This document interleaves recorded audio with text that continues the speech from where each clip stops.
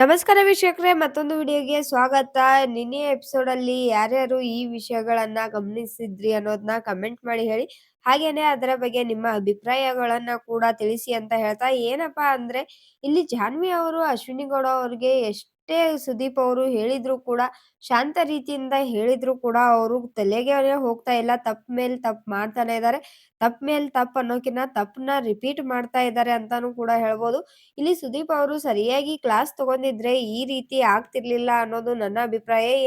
ಯಾವ ವಿಷಯದಲ್ಲಿ ಅಂದ್ರೆ ಮನೆಯ ರೂಲ್ಸ್ ಗಳನ್ನ ಬ್ರೇಕ್ ಮಾಡೋದ್ರಲ್ಲಿ ಎಲ್ರಿಗೂನು ಗೊತ್ತಿರೋಂತ ರೂಲ್ಸ್ ಗಳನ್ನ ಬ್ರೇಕ್ ಮಾಡೋದು ಒಂದ್ ರೀತಿ ಆದ್ರೆ, ಮನೆಯಲ್ಲಿರೋ ಜನಗಳಿಗೆ ಸ್ವಲ್ಪ ರೂಲ್ಸ್ ಗಳು ಬ್ರೇಕ್ ಆಗೋದು ಕಾಣಿಸ್ತಾ ಇರುತ್ತೆ.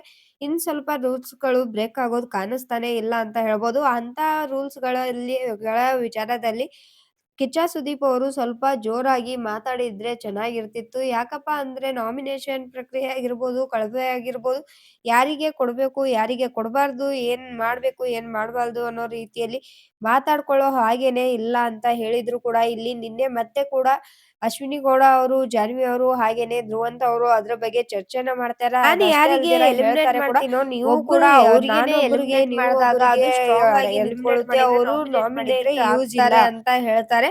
ಇದ್ರ ಜೊತೆಗೆ ಇನ್ನೊಂದನ್ನ ಕೂಡ ಹೇಳ್ತಾರೆ, ನಮ್ಮ ತಂಡದಲ್ಲಿ ನಮ್ಮ ಇದ್ರಲ್ಲಿ ಯಾರನ್ನೂ ಮಾಡ್ಬಾರ್ದು, ಆ ಕಡೆ ಅವ್ರಿಗೇನೆ ಮಾಡ್ಬೇಕು, ನಾಮಿನೇಷನ್ ನ ಮಾಡ್ಬೇಕು, ಬೇರೆ ಯಾರಿಗೂ ಕೂಡ ಮಾಡಬಾರ್ದು ಅನ್ನೋ ರೀತಿ ಹೇಳ್ತಾರೆ. ಇನ್ನು ಇವತ್ತಿನ ಎಪಿಸೋಡ್ ಅಲ್ಲಿ ಕಾಯ್ದು ನೋಡ್ಬೇಕು ಯಾರ್ಯಾರಿಗೆ ನಾಮಿನೇಷನ್ ಮಾಡಿದ್ದಾರೆ. ಹಾಗೇನೆ ಅವರು ಮಾತಾಡಿದಾಗೇನೆ ಒಬ್ರು ಮಾಡಿದಂತ ನಾಮಿನೇಷನ್ಗೆನೆ ಮಿಕ್ಕ ಇಬ್ರು ಕೂಡ ಏನು ವೋಟ್ ಹಾಕಿದಾರ ಅಂತ ನೋಡ್ಬೇಕು ನಾಮಿನೇಷನ್ಗೆ. ಇನ್ನು ನೆಕ್ಸ್ಟ್ ಬರೋದಾದ್ರೆ ಇಲ್ಲಿ ಧ್ರುವಂತ್ ಅವರು ಹಾಗೇನೆ ಅಶ್ವಿನಿ ಗೌಡ ಅವರು ಮತ್ತೆ ಜಾನ್ವಿ ಅವರು ಇಲ್ಲಿ ರಕ್ಷಿತಾ ಅವರ ಬಗ್ಗೆ ಮಾತಾಡ್ತಾರೆ. ರಕ್ಷಿತಾ ಅವರ ಯೂಟ್ಯೂಬ್ ಚಾನಲ್ ಬಗ್ಗೆ ಮಾತಾಡ್ತಾರೆ. ಹಾಗೇನೆ ಹೊರಗಡೆ ತುಂಬಾ ತಪ್ಪಾಗಿ ಮಾತಾಡಿ ಅಂದ್ರೆ ಏನೋ ಡಿಫ್ರೆಂಟ್ ರೀತಿಯಲ್ಲಿ ಮಾತಾಡಿ ಇಲ್ಲಿ ಬಂದಿದ್ದಾರೆ ಅಂತ ಹೇಳ್ತಾರೆ. ಇಲ್ಲಿ ಧ್ರುವಂತ್ ಅವ್ರು ಹೇಳಿರೋ ಮಾತುಗಳು ತುಂಬಾನೇ ವರ್ಸ್ಟ್ ಆಗಿತ್ತು ಅಂತ ಹೇಳ್ಬೋದು. ಬರೀ ಅವರ ಯೂಟ್ಯೂಬ್ ಬಗ್ಗೆ ಮಾತಾಡಿದ್ರೆ ಒಂದು, ಆದ್ರೆ ಅವರ ವಯಸ್ಸಿನ ಬಗ್ಗೆ ಕೂಡ ಮಾತಾಡ್ತಾರೆ. 25, 24 ವರ್ಷದ ಇವ್ರು ಚಿಕ್ಕ ಮಕ್ಕಳ ತರ ಮಾತಾಡ್ತಾರೆ. ಅದಕ್ಕೆ ಜನ ಅವ್ರನ್ನ ನೋಡ್ತಾರೆ, ಇಲ್ಲ ಅಂದ್ರೆ ನೋಡೋದಿಲ್ಲ. ಯಾರು ಈ ರೀತಿ ಆಡ್ತಿದಾರಲ್ಲ ಅಂತ ನೋಡ್ತಾರೆ ಹೊರತಾಗಿ ಒಳ್ಳೆ ಉದ್ದೇಶದಿಂದ ನೋಡಲ್ಲ. ಆದ್ರೆ ಅದ್ನೇ ಇವ್ರು ನಮಗ್ ಯಾರೋ ಎನ್ಕರೇಜ್‌ಮೆಂಟ್ ಕೊಡ್ತಿದ್ದಾರೆ ಅಂತ ಇವ್ರು ಮಾಡ್ತಾರೆ ಅಂತ ಈ ರೀತಿಯಾಗೆಲ್ಲ ಮಾತಾಡ್ತಾರೆ. ಹೌದು, ಅವ್ರಿಗೆ ಒಂದ್ ಸ್ವಲ್ಪ ನೆಗೆಟಿವ್ ಇತ್ತು ಅವ್ರು ಬಿಗ್ ಬಾಸ್ ಮನೆಗೆ ಹೋಗೋಕಿನ್ನ ಮುಂಚೆ. ಆದ್ರೆ ಬಿಗ್ ಬಾಸ್ ಮನೆಗೆ ಹೋದ್ಮೇಲೆ ಎಲ್ಲಾ ಕೆಲ್ಸಗಳನ್ನ ನೀಟಾಗಿ ಮಾಡ್ಕೊಂಡು, ಅವ್ರ ಜೊತೆ ಎಲ್ಲಾ ಚೆನ್ನಾಗಿ ಹೊಂದ್ಕೊಂಡು, ಯಾರ್ಯಾರ ಜೊತೆ ಹೇಗಾಗಿರ್ಬೇಕೋ ಹಾಗಾಗೇನೆ ಕರೆಕ್ಟ್ ಆಗಿದ್ದಾರೆ. ಆದ್ರೆ ಇವ್ರು ಮಾಡ್ತಿರೋದೇನು, ತಮಗ್ ಬರಲ್ಲ ಅಂದ ತಕ್ಷಣಕ್ಕೆನೆ ಈ ರೀತಿ ಹಿಂದೆ ಕೂತ್ಕೊಂಡ್ ಮಾತಾಡೋದು ಅಷ್ಟು ಸರಿಯಲ್ಲ ಅನ್ನೋದು ನನ್ನ ಅಭಿಪ್ರಾಯ. ಇನ್ನು ಮನೆಯಲ್ಲಿ ಲೈವ್ ಅಲ್ಲಿ ನಾನು ಅಬ್ಸರ್ವ್ ಮಾಡ್ದಂಗೆ ಇವ್ರು ಜಾನ್ವಿ, ಅಶ್ವಿನಿ ಗೌಡ ಹಾಗೇನೆ ಧ್ರುವಂತ್ ಅವ್ರು ಎಲ್ಲೇ ಇದ್ರು ಕೂಡ ಬರೀ ಮನೆಯಲ್ಲಿರುವಂತ ವ್ಯಕ್ತಿಗಳ ತಗೊಂಡು ಅವ್ರು ಹಂಗೆ, ಇವ್ರು ಹಿಂಗೆ ಅಂತಾನೆ ಬರೀ ಮಾತಾಡ್ತಾ ಇರ್ತಾರ ಹೊರತಾಗಿ ಹೊರಗಿನ ಪ್ರಪಂಚದ ಬಗ್ಗೆ ಆಗ್ಲಿ ಅಥವಾ ತಮ್ಮಗಳ ಬಗ್ಗೆ ಆಗ್ಲಿ, ತಮ್ಮ ವಿಚಾರದ ಬಗ್ಗೆ ಆಗ್ಲಿ ಮಾತಾಡ್ತಾನೆ ಇರೋದಿಲ್ಲ. ತುಂಬಾ ಕಡಿಮೆ ಅಂತ ಹೇಳ್ಬೋದು. ಬರೀ ಯಾವಾಗ್ಲೂನು ಆ ವ್ಯಕ್ತಿ ಹೀಗ್ ಆಡ್ತಿದ್ದಾನೆ, ಅವ್ರನ್ನ ಹೀಗ್ ಕೆಳಗ್ ತರ್ಬೇಕು, ಹಾಗ್ ಮಾಡ್ಬೇಕು, ಹೀಗ್ ಮಾಡ್ಬೇಕು ಅಂತ ಬರೀ ಪ್ಲಾನ್‌ಗಳನ್ನೇ ಮಾಡೋದ್ರಲ್ಲಿ ಇರ್ತಾರೆ.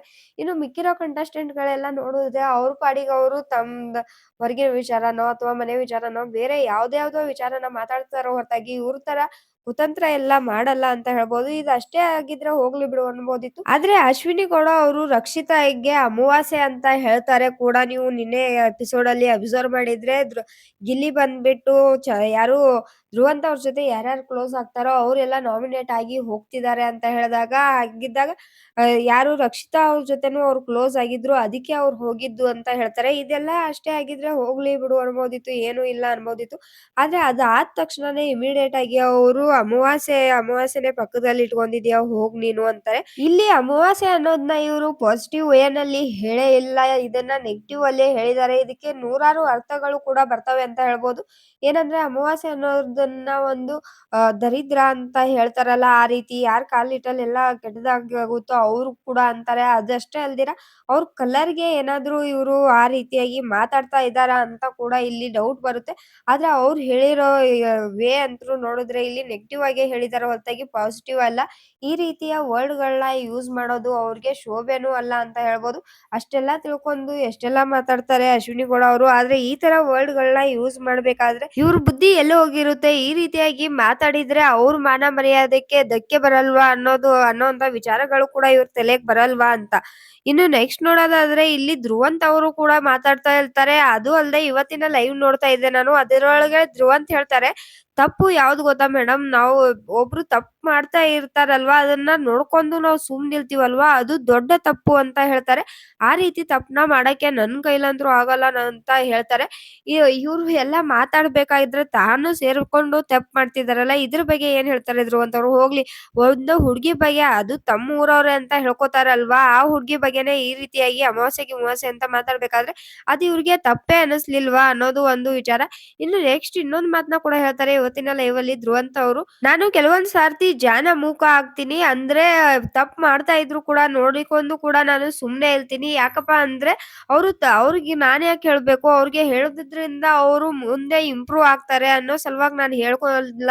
ಇಲ್ಲೇನ್ ನಾವು ತಿದ್ದಕ್ ಬಂದಿದೀವ? ತಪ್ಪು ಮಾಡೋರು ಮಾಡ್ಲಿ ಬಿಡು ಅಂತ ಸುಮ್ನೆ ಇರ್ಬೇಕು. ಅವ್ರವ್ರ ಯೋಗ್ಯತೆಯನ್ನ ತಿಳಿಸ್ಕೊಡುತ್ತೆ ಅನ್ನೋ ರೀತಿಯಾಗಿ ಮಾತಾಡಿದ್ರು.